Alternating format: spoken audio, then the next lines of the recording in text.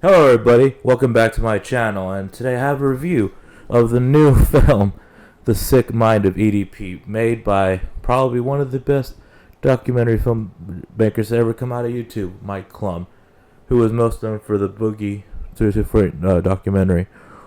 And this documentary goes deep into the case of EDP. I mean, we get some shocking revelations in this documentary. Now, if you don't know what happened, EDP445, also known as Eat That Pussy 445, was a popular YouTube ranter, Eagles fan kind of guy. He would just make off-the-cuff videos that people just thought they were funny. He was a big meme, too. But in 2020, after Cold Raven was seeing that he was messaging and flirting with underage girls, predator poachers, run by the shitty Alex Goldstein, literally made up an account where they messaged him, shocker, that's going to come back later, to entice him into sex with a 13-year-old girl. And he went, and now his career is over. So now he's in this documentary talking about literally the crimes he committed. And when EDP talks about this, he has no remorse. He says things that really show how he deflects. He always says, oh, every adult wants to bang a 15-year-old.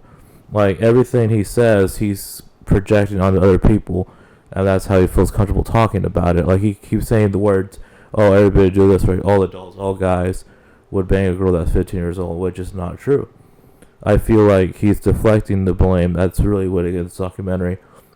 Like, Mike Klum is asking hard questions. He'll answer them, but he'll answer, like, half-answer, be like, well, I didn't want to do it, but I was desperate and all that. It was all just bullshit.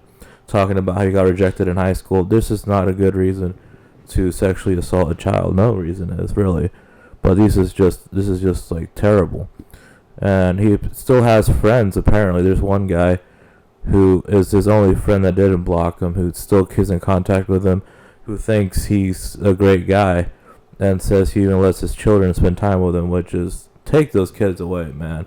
Just because somebody doesn't do something weird with your kids doesn't mean they won't. Because if he is comfortable enough to masturbate and send shit pics to a literal child, a 13-year-old, God knows what he would do to someone who has trust. Because he needs to build trust to do those horrible things. And EDP seems the kind of person. There's this really funny moment where it says EDP loves children. And there's photos of him with actual kids, and it looks like creepy and weird. It's a little weird because I was watching Critical's whole compilation about EDP videos. There's one thing they didn't bring up that I guess EDP was being honest now, but one of the excuses he made a long time ago was that he and Alex Rothstein were shooting content and it was just an improvised thing. And back to Alex Rothstein, he fucked up big. Chris Hansen is interviewing EDP and he's doing a great job. The first interview, quote unquote, investigation is of them asking questions like, why are you pedophile? Why are you pedophile? Chris Hansen literally did say that Alex botched that investigation, and he literally told EDP to his face, if you were investigated by me, your EDP44 ass will be in fucking jail. And that was so cool. I love that. And he even saw the second investigation done by Gideon and Jester King, who was a Chris Hansen impersonator, and he also said that was baloney. All it was is asking the same question, murdering Chris Hansen's line. He felt offended by that. He called it a clown show because Gideon was literally in a cupcake outfit. Like, no policeman would take this seriously. And back to Alex Rothstein, the reason EDP was not arrested was because he literally sent the first message that is a sign of entrapment.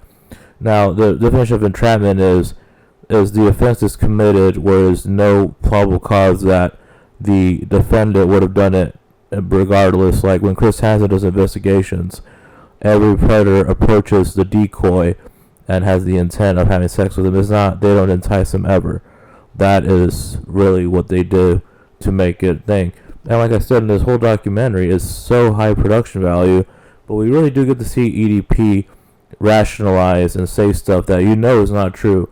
He probably knows isn't true, but he wants to make himself look as good as possible, not his reputation completely tarnished. So that's what we see. And we see he's not living a good life.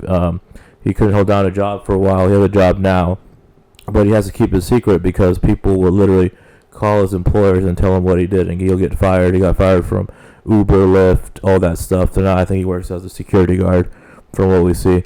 But he's also has health problems. He has stage 5 liver failure, so he has to get dialysis every week, or else he would literally have complete liver failure and would probably die. And he's thought he does not want to make himself better, at least for his own sake.